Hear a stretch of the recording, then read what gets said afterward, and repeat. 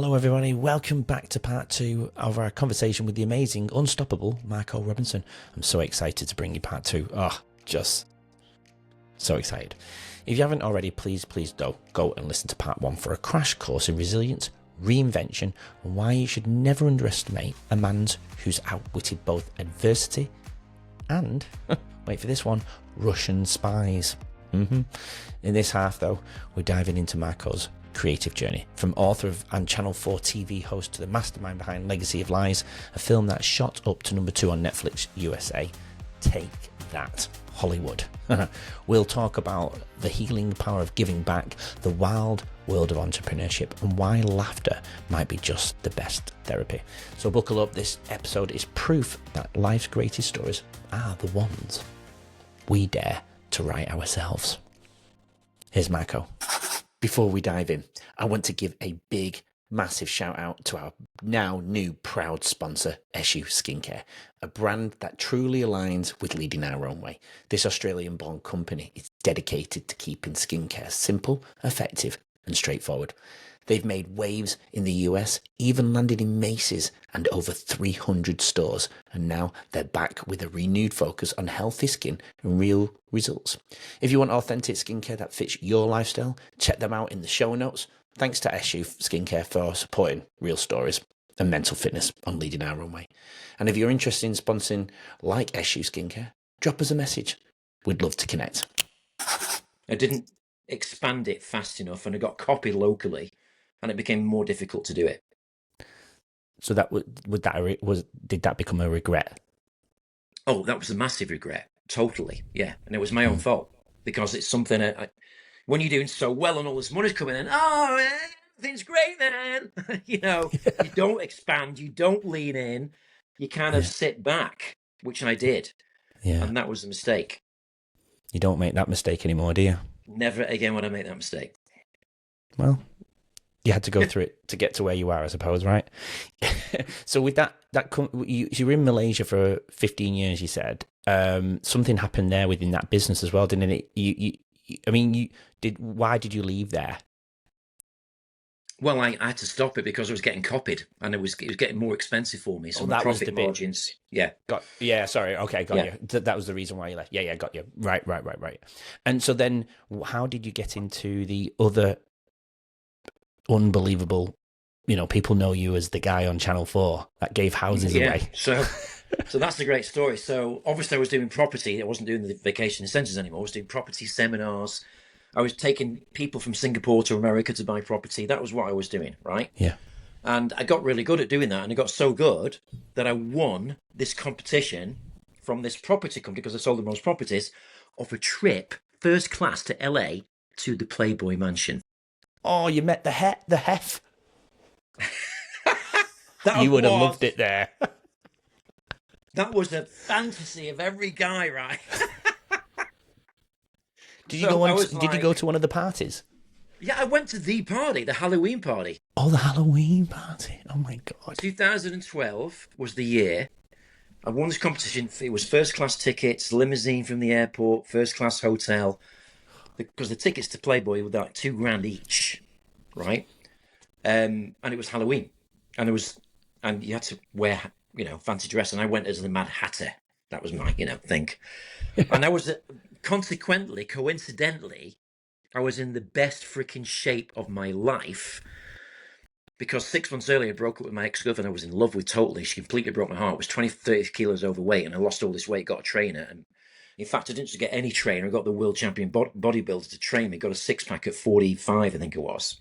Oh. And I was looking really good, right? I think I got a Not in a narcissistic way, but the best shape of my life. And I went to this Playboy Mansion, and there was literally 2,500 people, and everyone, them. I'm talking like Paris Hilton, P. Diddy when he was obviously okay. Yeah, well, maybe. Brad Pitt, everyone you can imagine was at that party. Wow. Right, and Playboy Mansion is a big place. It's not like a little house party. It's got a lot of land. Yeah. And there's so many different parts to it. And I was walking, I had my hat on and my top was off because I was having such a good time. And I saw this woman that I'd recognised a few feet away, and it was fucking Paris Hilton. And she came up to me, she went, "Oh my God, you're so hot." And I'm like, having a time of my life, right? And she had these 8 feet bodyguards. We danced and all that kind of stuff. And then I don't know, halfway through the night, I was stood on this balcony, and I felt this tap on my shoulder, and I turned around, and it was Hugh Hefner and his 30-year-old wife. Yeah. I think he was 84 at the time, and he said to him, was in his smoking jacket with a cigarette, and he said, Are you having a good time?" I said, "Mr. Hefner, this is the best party of my life. This is why I'm alive." And let me tell you, Andy, that was the best night of my life, because I went home with a Playboy bunny that I didn't pay for. So He said it right here on Leading Our Own Way, everybody. that was an incredible night. I tell you, That, what that the hell? Wow, Yeah. I didn't know that. That's a great story. So I've never told that story. You're the first. That's an exclusive. I've never told that story publicly. Brilliant. Well, I hope you don't ask me to cut it out now, because I'm keeping it. No, it's okay. So anyway, I was doing this property, and then I wrote my book, my second book, Financial Freedom Guarantee. Yeah. And then out of the blue, Channel 4 TV in the UK reached out to me. Wrote the book, and it was successful again. Got you. And then Channel 4 reached out to me and said, "Listen, Mr. Robinson, we need to talk to you. We know about your story of being homeless and how you've turned it around. We want to make a documentary. We want to give houses to homeless family to make a statement to address the social housing issue, because a lot of people can't afford a house." And they said to me, "Would you be prepared to make your own TV show with us and give one of your houses away and pay the mortgage off?" I said, "Yeah, absolutely." Wow. So really, your childhood made that show happen for you then? Yes, you did. And how many houses did you give? Was it because I was living? I gave one away that I paid the mortgage off. Yeah. I paid for the deposit for another lady. I paid the deposit of the house, and she got the mortgage and obviously paid a lot less rent. And there was some Syrian asylums, a beautiful Syrian family. Amazed, not the people coming in illegally that don't have a family. Yeah. But this guy was 60-odd, he had a PhD, 2 sons, it was amazing. And I gave them 2 years free rent, and I helped them get their asylum. I paid for their asylum. Oh, Marco, that's amazing. Yeah. Absolutely incredible. What did that do? What did that show do for you? You just touched on your childhood, so I do want to go there next. But what did that show do for you going forward then? Well, the first thing it did, which I had no idea it would do, is it actually healed me. It actually healed all my childhood, because yeah, it did. And the way that it did it, it was it's just a complete surprise at the way it happened. On the last day of filming that show, I had a flu. My nose was running, my eyes were streaming, bad flu. And I said to the TV crew, I can't do this. I can't give the house away. I'm not be able to go on camera. And they were kind of worried. And out the corner of my eye, I saw someone in the garden of this house that I'd not seen before, a woman that was walking around. I said, "Who's that woman over there?" "Oh," they said, "that's a psychiatrist." I said, "Why is a psychiatrist here?" "Oh," they said, "well, she's here because she has to counsel the person you're giving the house to, because they're not going to be able to accept it emotionally." And I said, "No shit." And they said, "Yes, shit." And this psychiatrist walked up to me and said, "Mr. Robinson, you don't have flu. You're having a episodic reaction to an unresolved childhood trauma." Whoa. And I'm like, fuck me. And it didn't kind of sink in at first. It's kind of like she said it, and like I didn't kind of see what she said or hear what she said. But suddenly, my nose stopped running, my eyes cleared up, and the flu disappeared. That just shows you, doesn't it? The body's keeping the score, doesn't it? Wow. And then I went in, did the filming to give the house away to Holly. And I started crying for the first time, I don't know, since I was fucking 5 years old. And I cried for 6 months non-stop. Because of what they got from it all. And what you Not got from it necessarily all. what they got from it, but because I was able to give something I didn't have, Yeah. and I was able to heal from all the trauma that I went through as a kid. People who are listening really want to know that part. And the Take trauma us. I went through, I'm talking about, wasn't. Let me explain what the trauma was. The trauma was that I was an only child. When my mum was 23, she left my dad, who was a gambling addict. I mean, not just a gambler, a fucking addict. Mm-hmm. And so much so that it would run debts up in town. In those days, you'd have like an account with a local store where you could run you could get into 2 months debt, something like that. He was a year in debt. And he used to steal her money to pay for horses. He used to do horse betting. And my first memory was kind of crawling on newspaper, and I could smell cigar smoke and smelly feet, and I realised it was my dad looking at the horse racing form for the weekend, and that's what he was focused on, right? And I was only 1 then. But when I was 2, she left him. She had no choice. She went to live with her mum in the north of England, because we were in Leicester in the Midlands a bit. And it was January, it was cold. And she had me in her arms, and her mum came to the door. And her stepdad came to the door, and her stepdad said, "It's either me or them. If they come in here, I'm going." And her mum said, "I'm sorry, you can't stay." Now, my mum didn't know anybody in town, so she walked all over the town in bits, hysterics, in tears, and we ended up in the park. And she tore some branches down, we slept in the park. Yeah, fucking hell, right? So this story only came out when we made the TV show, The Backstory. She kept it secret for 50 fucking years, right? And the reason she kept it secret was because the reason he didn't let her in the house was because he sexually abused her since she was 4. You know, he'd actually ask her mum to have a bath with her when she was 4. And he did that a lot, right? And when she was 12, he put his hand on her breast and said, "I didn't marry your mum for your mum, I married your mum to get to you." Fucking bastard. Yeah, and that was the height of the patriarch in the early 70s. So she had half brother, half sister she told all this to, but they protected the father. And she became a kind of servile person to those people because they thought they were better than her, but she thought they were better than her because of what happened. But when the truth came out, basically they all went against me, said you should have given us the house, not him, on TV. And it all came out, and my mum just flipped, and she basically said, "You're all a bunch of arseholes," and never saw them again. So, so also healed her, you Yeah. know? Yeah. Yeah. That's it. That's absolutely insane. Did your mother have a relationship with her mother after that period of Yeah, it time? was, but it wasn't. It was strained because he was there. Yeah. And You were know, they I mean, together forever after that? well, he died Oh, before I found out, yeah. Oh, that's a good job then, which Michael. is good for him. Yeah. Yeah, because there was a relationship there with her. God, I didn't know.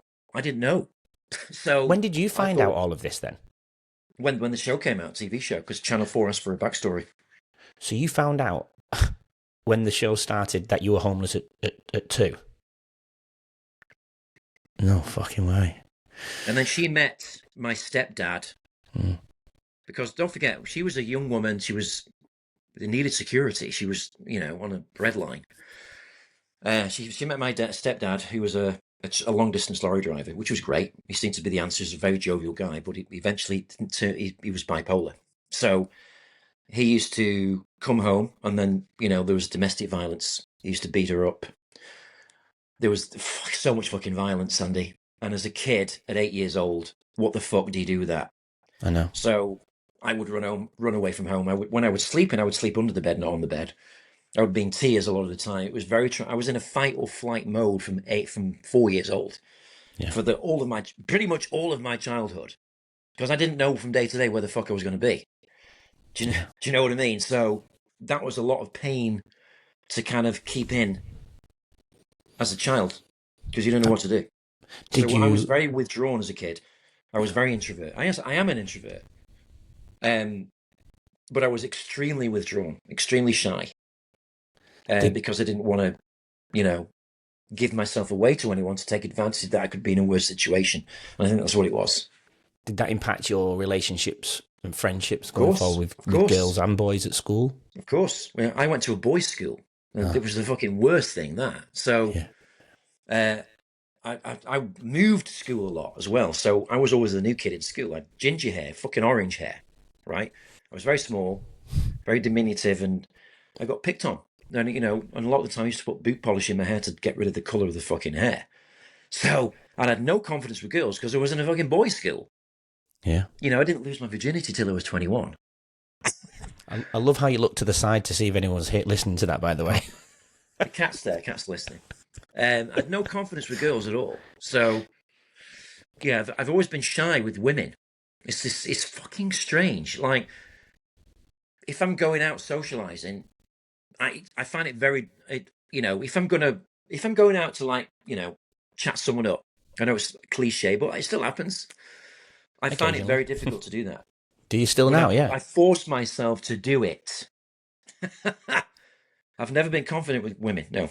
Come on, Michael. They come up to you now, mate, don't they? Well, they do come up to me now, but they say the people that come up to me now are the gold diggers. Yeah.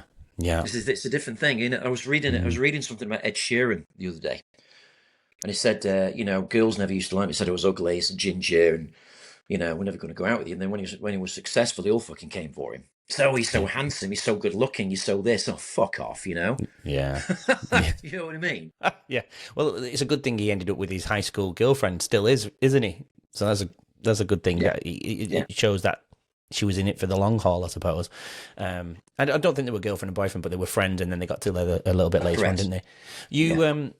You said you were homeless again at 15. And Yeah. people brought you in, you and your mum in. Why did you get? No, people brought me and my mum in when Yeah. I was 2 because we had nowhere to go. When I was 15, she left the bipolar guy. She left him. Yeah. Which was very difficult because he was violent. Yeah. And I was in the fucking house living with him, and he was having an affair with one of the tenants in the house who was actually a student who was 18 years old, right? And she was going to be my stepmom. I thought, fuck this. So, but she met someone she fell in love with for the first. I knew this was the right guy, and I said to her, "You go and be happy, and I'll look after myself. Don't worry." So I went round the town and I asked all the shops if I could clean their floors for like £2 an hour. Most of them said no. 2 of them said yes. And I started cleaning floors. And I used to be so good at doing that. When I started, I was crap, right? But I learned. And then I got so good at that, I got all the contracts, all the keys, and I lived in the roof, lived in the basement. I was the hidden homeless, right? It's a great I did story. that for a couple of years. Yeah. Yeah. You started to hustle young. Yeah.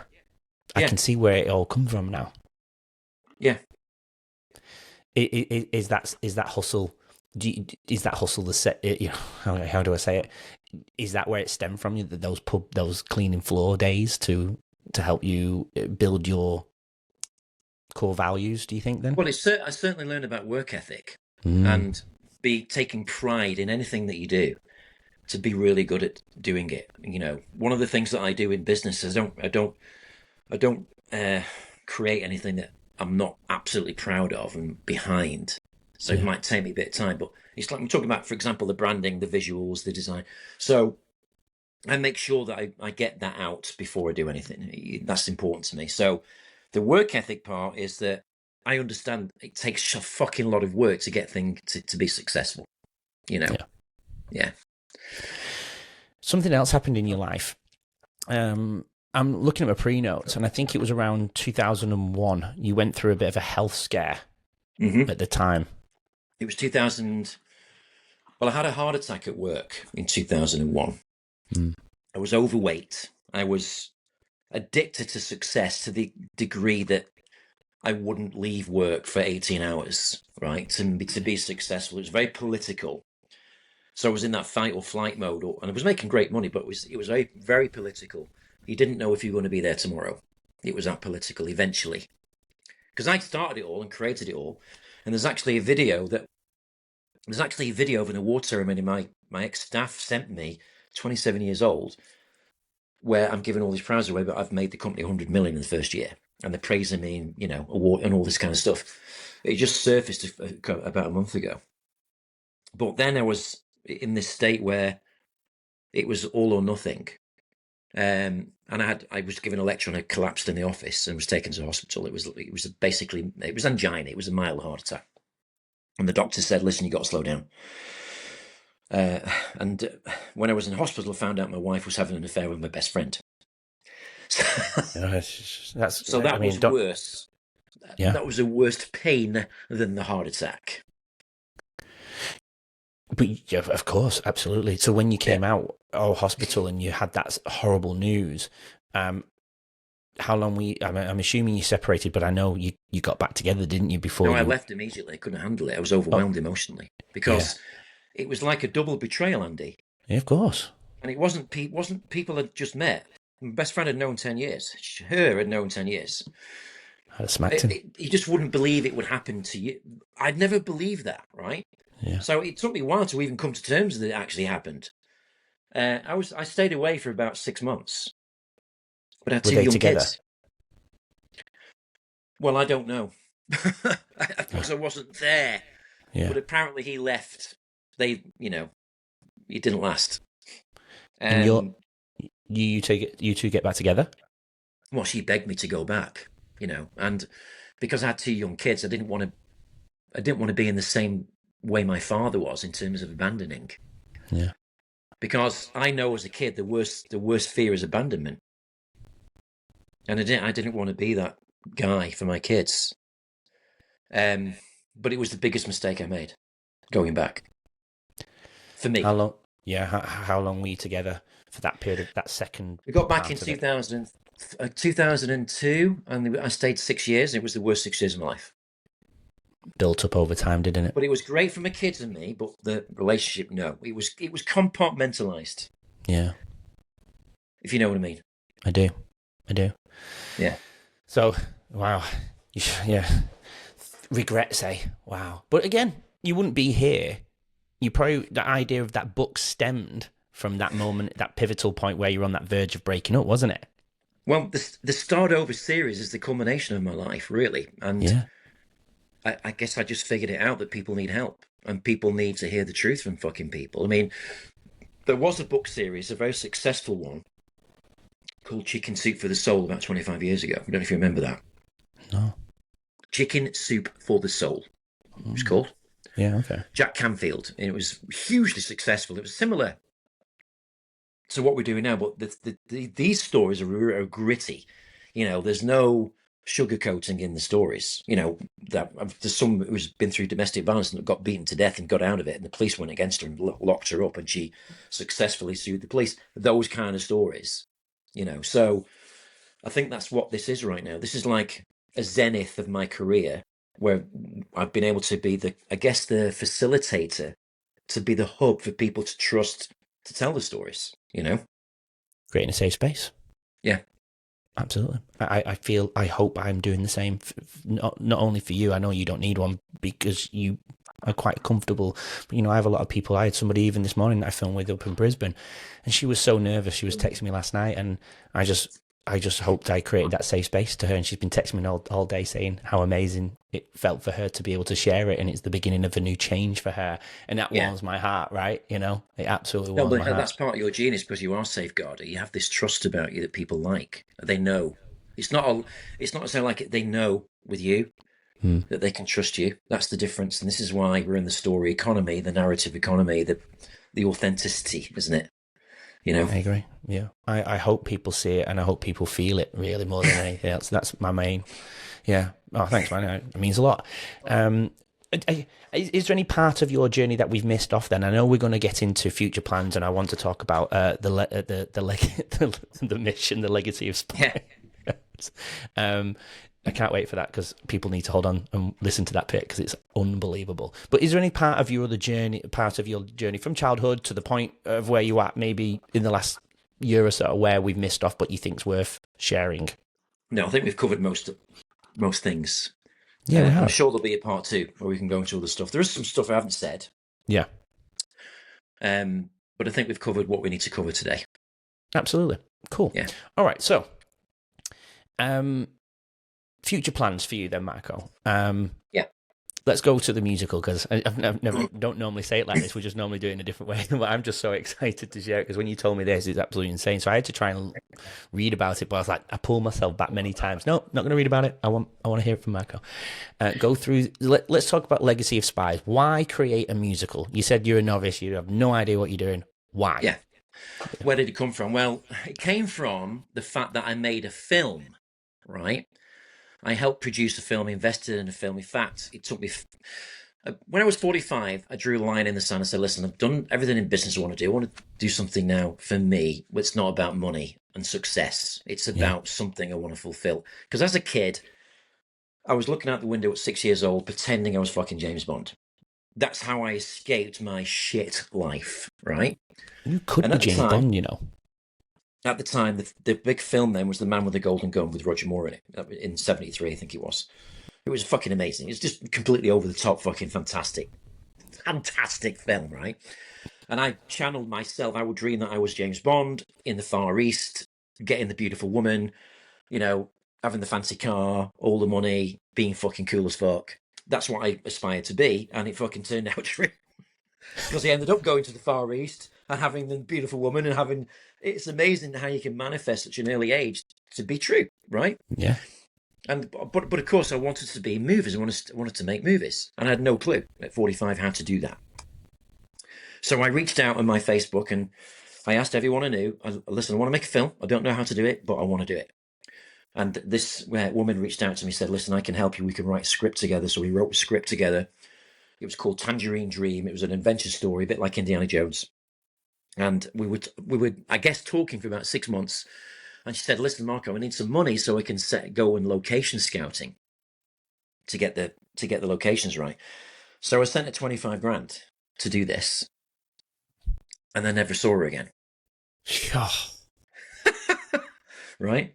So there's me, so naive.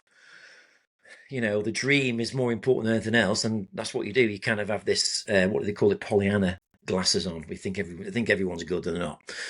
So, but there was something good happened. Something good came out of it. In that I met an actor called Victor Sole on that project with me. He's a Spanish actor from Barcelona. We became friends. And he said, listen, I'm really sorry what happened to you, Marco, on this project, but my best friend called Adrian would also love to make a film. He's super excited. But the difference is he's actually an award-winning filmmaker, but he's never made a feature film, right? And he'd love to meet you. So I said, where is he? He said, he's in Holland. So I went over to meet Adrian. And we got on really well. And he had this story. And the story was based on how the Russians bombed the Ukraine, not now, in 1999, and covered it all up. See, that's all out in the open now, but it wasn't then. It was all covered up because Adrian's wife was Ukrainian. And she lost people in that bombing. Okay. So the film was going to be called Truth 99, or The Truth of What Happened in 1999, right? So we put £50,000 into this project, did all the fucking show reels, the promotion. And I'm still in Malaysia at the time. And then Adrian calls me one day and said, listen, Mark, are you sitting down? I said, why? I said, you better sit down. I said, okay, I'm sitting down. He said, your face is all over Russian news TV. Because of that. Oh, and I said, what the fuck is it doing? Why am I on Russian news TV? I said, oh, hang on a minute, being the eternal optimist, that's fantastic PR, Adrian, right? And he said, no, Marco, it is not. Because what they've done is they put your face on the news and they circled in red, the comments you made about Putin bombing Kiev. And they made a feature about it on the news and said about me that I'm a dead man walking. Just taking a very quick break to thank our sponsor, Eshu Skincare. If you haven't heard of them, Eshu Skincare started right here in Australia, using Australian ingredients to make skincare straightforward and accessible, especially for men who want results without the fuss. Their journey took them all the way to the US, where they were featured in Macy's and over 300 stores. Now they're back with a fresh approach, focusing on healthy skin and authenticity for everyone. I'm proud to have Eshu Skincare as a sponsor on Leading Our Own Way. See the show notes for their website and to see how you can keep your skin healthy and confident. And if you're interested in sponsoring Like Eshu Skincare, drop us a message. We'd love to hear from you. Now, right back to the episode. Now, I didn't believe a word he was saying to me because it was so outrageous. Yeah, you wouldn't, would you? I thought he was joking. Yeah. So I said, I don't believe you, Adrian. Send me the newsreel, and then I'll believe you. So he sent me the fucking newsreel. Had it translated, and it was fucking true. I saw myself on TV, and the newsreader going, "This is the dead man walking." And trust me, Andy, you want to know about fear? I don't. That was the most scared I've ever been in my life. Oh, yeah, you'd be shitting yourself. That is James Bond. I was absolutely crapping myself, right? And my reaction was, because we had actually started casting the film with some Russians in it. So we knew some Russians, and I reached out to them and said, "Fuck me, what's going on? Can you tell me, am I going to be all right?" And I spoke to this Russian girl who was going to be one of the cast, and she said, "Do not worry, this happens in Russia all the time." I said, "Okay." I said, "What do you mean?" She says, "Well, they get these stories to sell the news. Yeah." And I said, "Well, am I going to be okay?" She said, "Probably you'll be okay." So that wasn't really giving me a reassurance. No. So completely unrelated to this, which I thought, for a long time, about nearly a year, I was talking to this woman, beautiful Russian woman, met on Instagram, messaging, video calls. We got really close. It was, one day she said, "Listen, Mark, I think it's time we met. Can I come and see you?" And I said, "Sure." Where was she again? Sorry? Where was she? She was in Moscow, right? I'd have stayed away from the Russians at that point, mate. Well, I didn't connect it. Yeah. So, and she was gorgeous, total James Bond girl, right? So I picked her up from the airport. And in those days, I had a penthouse apartment. It was like a 4-poster bed, red silk sheets. It was like a James Bond scene from Russia with Love, right? And obviously we went back to my place. We were in bed for 3 days, right? And then on the third day, completely naked, she says to me, "Marco, I don't think you should make that film." And I said, "Why would you say that?" She said, "Because I'm not who you think I am." Oh my God. Oh, and I said, "Well, who the fuck are you?" And she says, "I'm a Russian FSB, and I've been sent here to warn you that we cannot guarantee your safety if you make that film." And she went on to say that we've been watching you for many months. Your office is bugged. We hear every conversation. We know what's going on. And if you make that film, you're in danger. Now, I'm like totally naked. Everything starts shrinking. And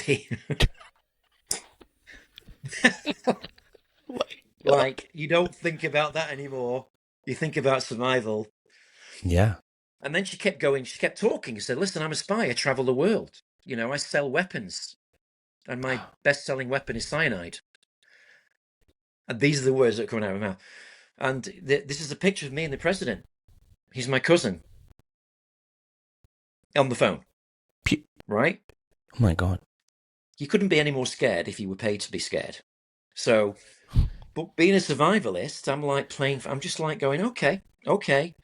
Completely shocked, overwhelmed, but just kept the conversation going because she was going to stay with me for another week. Now I could be dead. So what do you do in that situation, right? So obviously we finished the conversation, and my kind of reaction was get her out in public so everyone can see her with me. At least I've got some safeguard there, And then it took me 3 days to process what she told me. And on the third day, I said to her, "Listen, I've had a real big think of what you've told me." And I said to her, "If you wanted to kill me, you would have done it already." I said, "Secondly, I'm not going to make the film." Now, the biggest disappointment to me was I wasn't going to make a fucking film again, strike two. I couldn't make this bloody film. And then I said, "Thirdly, if you're going to stay with me for another week, I'm going to have the time of my life with you, and brains out. Are you up for it?" What did And she say? she started laughing. She started laughing. And she said, no one's ever said that to me before, but yeah, why not? So So you won a spy over. I won a spy over. The best sex, well, I don't know because of the spies. I had the best sex of my life because it was so dangerous. You didn't know if you're going to be alive after it or during it or before it. I mean, right? that's it. You just don't know if you're going to have a drink and be spiked, do you? Correct. Could have had a carbon fibre gun, poisoned. Oh my God. I'm surprised you didn't get her out there and just say, you know what, I don't feel comfortable. I'm not going to make the movie, but I'm just going to leave you. That's okay. I didn't have a choice. You didn't. What? You didn't have a choice. I couldn't get her out there. Oh, she had to stay with you. She wasn't. So you were a captive in her. In my place, I was a captive in my place. Yeah. Oh my. And God. you know, there could have been people outside there. I don't know that. Oh, you know what I mean? It's James Bond, isn't it? Oh my God, Jesus. So scary. So you know this, and of course I couldn't make my film. So that never went ahead. So that film didn't go ahead, right? 6 months go by, and then we said, well, why don't we make a fictional thriller based a little bit on the irony of what happened to me? We'll call it Legacy of Lice. I said, okay. So we wrote the script,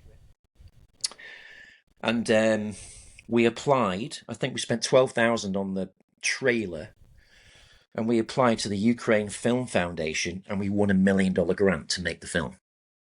Oh my God. Right? Because at that point in time, Zelensky, of course, was in film. Of course, yes. So he approved it. But there was a caveat. And the caveat was we had to get a star to play the lead. Because I was going to be the lead, but no one knew me. Yeah. So to get the money, we had to find a decent actor. And we approached Bruce Willis, Schwarzenegger, all the big stars at that time, but they were 20 million. We had no chance, right? Yeah, yeah. And the time for the grant was running out. So I think it was a month before. We managed to get a guy called Scott Adkins interested in the lead. Now, he's not a massive star, but he is now a lot bigger. But he's the best martial arts actor in the world. He's incredible. Wow. He was in John Wick 4. He's in the new Matt Damon film. And he wanted to do. He loved the story. So he signed on and we got the money. Brilliant. Right. And then in May 2019, we started filming in Kiev. Right. And then I got a call one lunchtime to my room. And the manager said, there's someone here that knows you, Mr. Robinson. I said, I don't know anybody in Kiev. And he said, she knows you. Uh-oh. I said, put her on the phone. So she said, Marco, this is Anastasia. We met in Malaysia, remember? So she was the girl, the spy. That was yeah. I didn't know her name, so that was the spy, was it? Oh every girl's called Anastasia in Russia, right? So I said, come down, I need to see her. So I went down to see her. I had lunch with her, and she said, Marco, I'm going to close this film down. I'm going to talk to the actors, and I'm going to come to the set today, and I'm going to close it down, because you're still making that film. Oh. So by that stage, Andy, I didn't really give a fuck, because I was in Kiev. I had no protection, So I said, yeah, do what you want. But if you do that, I'm going to go nuts. I'm going to go nuts, and I'm going to make sure that you never fucking walk. Yeah, some shit like that. I didn't have any fear, right? Just didn't have any fear. And we kind of left like that, and I never saw her again after that. And we finished the film. But that film wasn't the same impact the other movie would have made, so why did they care about this new one? Because they thought it was going to be that film. Because we were filming it. Yeah, we were filming in Kiev about a spy film. Obviously, they thought it was, you see what I mean? I do, yeah. You could have just said, come down to the set and I'll show you it's not the same movie then. No, we didn't want to do that. We didn't want to do that. So anyway, we didn't do that. Yeah. Wow. I never saw her again. And we made the film. Very difficult, we made the film, because by the time we finished filming, COVID came. We couldn't release it in cinemas. So that was fucked, right? That was real fucked, yeah. That was real fucked. And we had to wait 18 months, and we sold the rights to Netflix UK. It went to number 4 in the charts. We sold it to Netflix USA. It debuted at number 2 in Netflix. Number 2, What yeah. the fuck, right? Didn't make any money, right? How did you not make any money when it gets that high? Because it cost 6 million, which we got the money back for that. We kind of broke. We made a few $100,000. That was it. We could have made 50 million if it went to cinemas. But it went to number 2, and it was 3:00 in the morning. I had a big fallout with the producers. It's, you know, a lot of fucking things happened on it. But it went to number 2, which I single-handedly got to number 2 because I marketed the shit out of it, and I told the Russian spy story, which made people want to go and see the film. Right? True story. So it was 3:00 in the morning. I was in Manchester, and I just woke up, as you do sometimes. And there was a message came through my phone from a friend of mine who went to acting school with in London. And he said, Marco, do you realise that your film's number fucking 2 on Netflix USA? And I said, what? I was half awake. And I started Googling and I thought, well, fuck me, it's number 2. Oh my God. Right? So as soon as I realised this, I literally cried. I threw up because I couldn't handle the emotion of what I'd been through to make this film. Yeah. And I danced around my apartment for 2 days naked, having the time of my life on my own, right? And then I asked the universe, how can I top this? What should I do? And the universe says, write a musical, learn to sing, and call it Legacy of Spies. And the tagline is, are you prepared to die, to live your dream, and tell them about the Russian spy? Da-da! Oh, it's perfect, mate. But are you prepared to do it? And I'm guessing I already know the answer to that one. Right? I hope you don't get another call or a visit from our friend, by the way. You won't, because it's all out in the open now. So you're saying she might do it without you ever seeing her then? No, I'm saying that the Ukraine war is now prolific. It's all out in the fucking open. Yeah, all the troops come out. There's nothing to hide anymore. Do you see what I mean? I do, yeah. Yeah, absolutely. Wow. What an incredible journey, Michael. I mean, that's just incredible. I'm on the edge of my seat and I can't wait to, I want to, more importantly, when I come back to the UK, where will I be able to come and watch the musical with you? Got any idea about that yet? Yeah, well, again, getting this musical to fruition is the process. So right now, most of the songs are done, the story's done. So right now we have to set a date to workshop the musical. We have to go through all the story to make sure it looks right on stage, if that makes sense. Right? Yeah, it does, yeah. I will send you a couple of songs that you can play in your podcast as an exclusive. Ooh, that'd be amazing. I will do. Right? In fact, see if I can find a song now that I'll play you. Just give me a moment. Yeah, let's do it. I like that. This is great. I love that no one else is going to get it, only me. Yes. Well, Michael, this is insane, and I love actually. You know, if I come back to Manchester, it sounds like you've got some close contacts. I won't obviously say any locations, but we'll have to go and grab lunch sometime when I come back, mate. Yeah. Oh, here we go. We got it. It's called Your Poison. Like the title.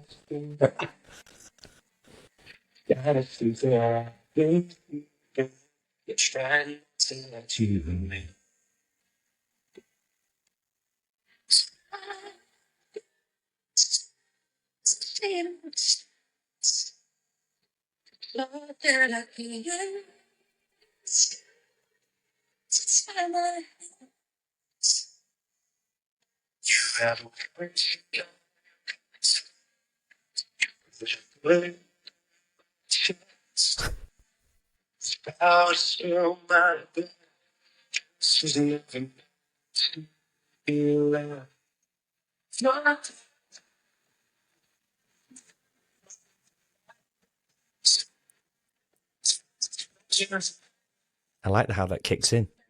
You feel right? Yeah. She's going to know that's about her. There you go. She's going to know that's about her. Well, nothing like a true story, mate. Love it. absolutely brilliant. I Now, can there's honestly another say. story about the songs because Oh yeah. I'd never written a song, never sung. I thought, how the fuck am I going to write the songs for this, right? And I made a lot of mistakes. I hired a composer, it cost me $3,000 a month, was a disaster because he expected me to write the song. He didn't have a clue. So then I was looking at Instagram one day and I saw this advertisement for songwriting camp in Ireland. And I thought, oh, that's interesting. Learn how to write songs in like a workshop space with other musicians, blah, blah, blah. So I signed up for it, paid for it, and went to Dublin Airport, ended up in this minibus with 30 people on it. They were all teenagers, and they're looking at me going, what the fuck are you doing here? And these were musicians, singers, writers. I had no experience, right? And then on the van, I said, well, I told them about the Russian spy story, and there's, oh my God, can we write a song about it? So, Are you serious? I went to the songwriting camp, and it's a week, and what they do is they put 3 people in a room all for 24 hours and write a song. Singer, writer, producer. And you have to write a song, right? So we wrote a song every day. I didn't write anything for 6 days. I was like a deer in the headlights. So, I was just learning. And on the last day, we wrote a song together, the 3 of us. And then I found out that the people in the songwriting camp are actually writing for the Eurovision Song Contest winners. Oh, what? I went, oh my God. I thought they were just all amateurs, and I'm like, oh my God, this is amazing. Yeah. And it's like, your mind is such a freaking genius. When you want to do something, you'll find a way, right? Yeah. I agree. I mean, I agree. Look, I have Marco Robinson on the show. Come on. I could talk to you all night. I really could. I feel like the stories are endless. I'm sure there's a lot more. I don't even know where to go. I've never had any stories like that shared with me, Marco, so I don't even know where to go next, if I'm honest. You've put me at a stump and I don't normally get to not talk. So there we go. Look, you've had clearly a very incredible journey in your life through the ups and downs. Once you cross one hill, you've saw a mountain in the distance and you've gone and conquered it in some shape or form. If there's any piece of advice out there that you could give to somebody, I mean, again, there's been heaps of it through this episode, but if there's one piece of powerful advice that you could give who could connect to the topics that we've covered, if they can connect to spy stories, which I don't think they can, but just generally speaking, what type of advice what would you give somebody based on? If you have a problem, but if you know what you want, the most important thing is you've got to know what you want. Yeah, purpose. And whatever you want, there's going to be a lot of challenges and problems. Yeah. But I will kind of paraphrase Elon Musk here. When you want to get something done, no pessimism, no optimism, get the fucking job done. Like it. Simple. Yeah, I like it. So, what is your purpose, Marco? If I could ask you to put it into one line, it's pretty clear. My purpose is to be a bright, shining, magnificent light and do wonderful things for myself and others. Drop the mic. Let's go. And I learned how to do that because I went to a seminar called Date with Destiny with Tony Robbins. Ooh, I like him. A 7-day actually in the Gold Coast in 2001, and I learned to write create purpose. Yeah, love it. Absolutely love it. I've got one question I've never asked anyone. Yeah, and I think you are the right person to ask it because of one, the amount of talking you've done and speeches and professional discussions and also the amount of people that have interviewed you. But what's the question you wish people would ask you, but they never do? It's a great question. I'll have to think about that. It's a tough one. Probably where do you get the ideas to do what you do? Maybe. What would the answer to be that then? I just believe in imagination, and I believe that the answers are not in front of you; they're inside of you. Love it. Yeah. Marco Robinson, it's been an absolute pleasure to have you on Leading Our Own Way. It's I like your vibe, your energy, and if we could, we're all going to be able to take something away from this episode today and put it in our life. And mate, I just love it. I want to meet you one day, Marco. I really, really do. If you ever come back to Australia, you're welcome here. Yeah, absolutely. And if I come home, I'll nip by and we'll come and have a coffee or a dinner or whatever you want to do if you've got the time. That's it. Okay, buddy. Great pleasure to be on your show. Thank you, Michael. Well, to everybody else who's tuned in for Michael and myself today, get in touch. I'll put everything in the show notes. You go and check Michael out, see what he's up to. He's always got something going on in his life. It's amazing. But to everybody, please keep coming back. Keep leading your own way. Have a great weekend and come back for another amazing guest next week. Until then, take care. Bye for now. Well, that's a wrap of our journey with Michael Robinson. As you've seen, a few debut premieres of a few things that no one's ever seen before, right here on Leading Our Own Way. Well, one thing we can take is, from the grit of his childhood to the glitz of Netflix charts, Marco's story is a testament to the power of purpose, kindness, and a good sense of humour.